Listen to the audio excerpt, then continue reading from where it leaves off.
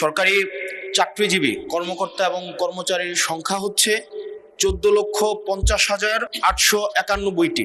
এই 14,50,891টি পরিবারের সর্বশেষ বেতন বৃদ্ধি হয়েছে 2015 সালে। দীর্ঘদিনের প্রত্যাশার পর অবশেষে সরকারি কর্মচারীদের বেতন বড় পরিবর্তনের আভাস মিলছে। 2026-27 অর্থবছর থেকে নতুন বেতন স্কেল চালুর প্রস্তুতি নিচ্ছে সরকার, যা লাখো চাকরিজীবীদের জীবনে স্বস্তি এনে দিতে পারে। বর্তমান হচ্ছে 2026 সাল। গত 11 বছরে কোনো বেতন বৃদ্ধি হয়নি, অথচ এই 11 বছরে মুদ্রাস্ফীতি 55 থেকে 65% পর্যন্ত বৃদ্ধি হয়েছে।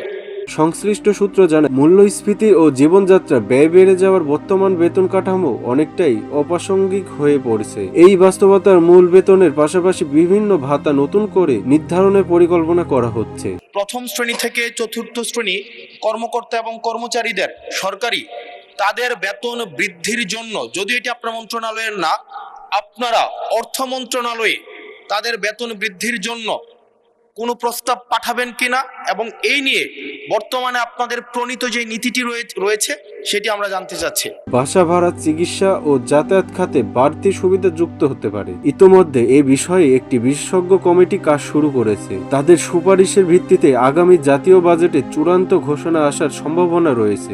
বিষয়টি অর্থ মন্ত্রণালয়ের আওতাধীন, আর এই বিষয়ে যদি পৃথক নোটিশ দেওয়া হয় তাহলে এই বিষয়ে বিস্তারিত মহান জাতীয় সংসদে মাননীয় সদস্যের উত্তরের জন্য উপস্থাপন করা হবে। বিশ্লেষকদের মতে, এই নতুন বেতন কাঠামো বাস্তবায়িত হলে সরকারি কর্মচারীদের আর্থিক চাপ কমবে এবং কর্মক্ষেত্রে মনোবলও বাড়বে।